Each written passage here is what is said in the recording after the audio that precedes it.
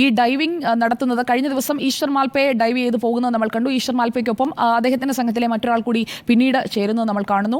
നേവിയുടെ ടീമിൽ നിന്നും ഓരോരുത്തരായി ഡൈവ് ചെയ്ത് പോകുന്നതാണ് നമ്മൾ കണ്ടത്. ഇന്ന് ഒരു ടീമായി തിരിഞ്ഞുകൊണ്ടുള്ള ഡൈവിംഗ്, അതായത് ഓപ്പറേഷന്റെ ഒരു രീതി മാറുകയാണ്. ഇന്നിപ്പോൾ ഏകദേശം സ്ഥലം കൃത്യമായി തന്നെ മനസ്സിലാക്കിയ ഒരു സാഹചര്യമാണുള്ളത്.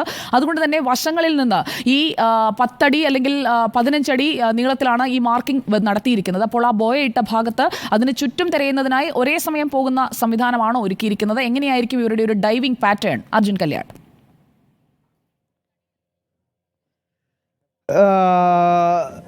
സുജിയ, എന്നാൽ ഇന്നത്തെ ഏറ്റവും പ്രധാനപ്പെട്ട ദൗത്യം എന്ന് പറയുന്നത് ഏറ്റവും പ്രധാനമായി ഈ മേഖലയിലുള്ള ഒരു ആൽമരമുണ്ട്. ആൽമരം അവിടെ നിന്ന് മാറ്റുക എന്നുള്ളത് തന്നെയാണ് ഏറ്റവും പ്രധാനപ്പെട്ട ഫോക്കസ് പോയിന്റ് എന്ന് പറയുന്നത്.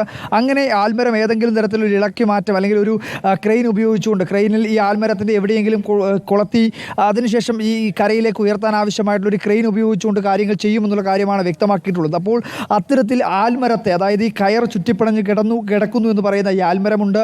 അതിന് താഴെ ഈ മണ്ണും കല്ലുമൊക്കെ. അപ്പോൾ ആൽമരം ഏതെങ്കിലും തരത്തിലൊരു അനക്കമുണ്ടാക്കാൻ കഴിഞ്ഞാൽ തന്നെ കൃത്യമായ തോതിൽ അതിനകത്തുള്ള മണ്ണും കല്ലുമൊക്കെ ഒരു ഇളക്കമുണ്ടാക്കാനുള്ള സാധ്യതയുണ്ട്. അങ്ങനെ വന്നു കഴിഞ്ഞാൽ കൂടുതൽ വ്യക്തതയോടുകൂടി അതിനകത്ത് ട്രക്കുണ്ട് എങ്കിൽ അത് മനസ്സിലാക്കുന്നതിന് വേണ്ടി കഴിയും എന്നുള്ളത് തന്നെയാണ് ഇന്നത്തെ ദൗത്യത്തിൻ്റെ ഏറ്റവും പ്രധാനപ്പെട്ട പ്രത്യേകത.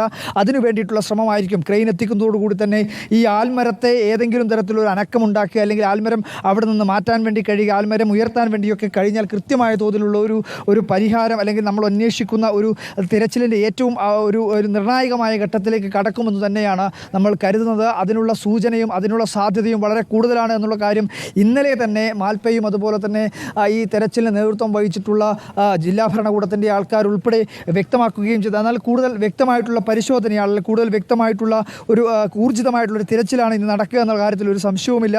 അതിനുവേണ്ടി ഇപ്പോൾ 5 ഡിങ്കി ബോട്ടുകൾ, അതായത് നേവിയുടെ 2 ഡിങ്കി ബോട്ടുകൾ, അതിന് പുറമെ NDRFിൻ്റെ 2 ഡെങ്കി ബോട്ടുകൾ, SDRFിൻ്റെ ഒരു ഡെങ്കി ബോട്ടുകളും കൂടി അവിടത്തേക്ക് എത്തിയിട്ടുണ്ട്. അങ്ങനെ 5 ഡെങ്കി ബോട്ടുകൾ സ്ഥലത്തെത്തിയിട്ടുണ്ട്. അതോടൊപ്പം തന്നെ മാൽപ്പയുടെ നേതൃത്വത്തിലുള്ള സംഘവും അവിടെ നിലയുറപ്പിക്കുന്നുണ്ട്. ഇന്നത്തെ ദൗത്യത്തിലാകെ 76 അംഗങ്ങളായിരിക്കും ഒരേ സമയം ഒരേ ലക്ഷ്യത്തിനു വേണ്ടി പ്രവർത്തിക്കുക.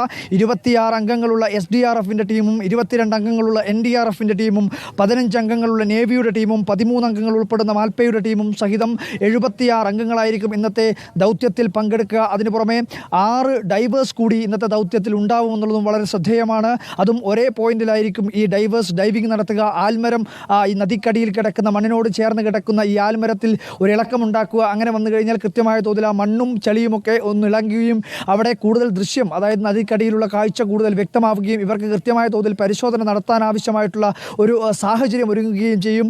മാൽപ്പെ ഇന്നലെ തന്നെ വ്യക്തമാക്കിയത് ഈ 12 മണി ക്രെയിൻ ഉപയോഗിച്ച് പരിശോധന നടത്തുന്നതിന് മുമ്പ് തന്നെ കമ്പി ഉപയോഗിച്ചുകൊണ്ട് ഈ മണ്ണിനടിയിൽ കുത്തി നോക്കുക, അതായത് കുത്തി ഓരോ സ്ഥലത്ത് പരിശോധിക്കുന്ന ഘട്ടത്തിൽ ഏതെങ്കിലും സ്ഥലത്തിൽ ഈ കമ്പി താഴെ ഭാഗത്ത് കുത്തുമ്പോൾ വാഹനത്തിൻ്റെ ഭാഗങ്ങളിൽ തട്ടുകയാണെങ്കിൽ അത് കൃത്യമായ തോതിൽ മനസ്സിലാക്കാനുള്ള ഒരു കഴിവുണ്ട്. അങ്ങനെ മനസ്സിലാക്കി കഴിഞ്ഞാൽ വളരെ പെട്ടെന്ന് തന്നെ ഏത് രീതിയിലുള്ള പരിശോധനയാണ് നമുക്ക് നടത്താൻ വേണ്ടി കഴിയുക എന്നുള്ള കാര്യം ആലോചിക്കും.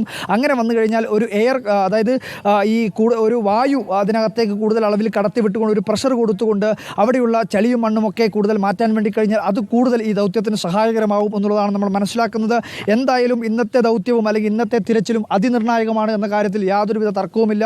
ഏറ്റവും പ്രധാനമായത് ഈ ആൽമരം ഇതിനകത്തുണ്ട് എന്ന് കരുതപ്പെടുന്ന അല്ലെ പറയപ്പെടുന്ന ഈ ആൽമരം അവിടെ നിന്ന് ഒരു ഇളക്കം സംഭവിച്ച ഒരു മാറ്റാൻ കഴിഞ്ഞാൽ തന്നെ കൂടുതൽ ഇതിനകത്തുള്ള ട്രക്കിൻ്റെ ഭാഗങ്ങൾ കണ്ടെത്താൻ വേണ്ടി കഴിയും. അത്തരത്തിലുള്ള സാധ്യതയാണ് ഈ തെരച്ചിലിന് നേതൃത്വപരമായി പങ്കുവഹിക്കുന്ന മാൽപ്പയും അതുപോലെ തന്നെ മറ്റുള്ളവരും മാൽപ്പയുടെ സംഘത്തോടൊപ്പമുള്ള 2 മലയാളികൾ അനീഷ്, സ്റ്റെഫിൻ ഉൾപ്പെടെയുള്ളവർ പങ്കുവെക്കുന്നതും അതേ രീതിയിലുള്ള വിവരമാണ്. എന്തായാലും വളരെയധികം പ്രതീക്ഷ നമുക്ക് ഇന്നത്തെ ദൗത്യത്തിലുണ്ട് എന്നുള്ള കാര്യം വളരെ പ്രധാനപ്പെട്ടതുമാണ്.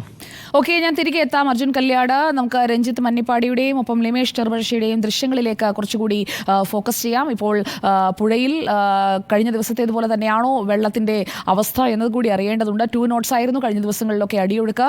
AK അഭിലാഷ്, പിന്നെ മഴയൊന്നും പെയ്തില്ലല്ലോ അല്ലേ?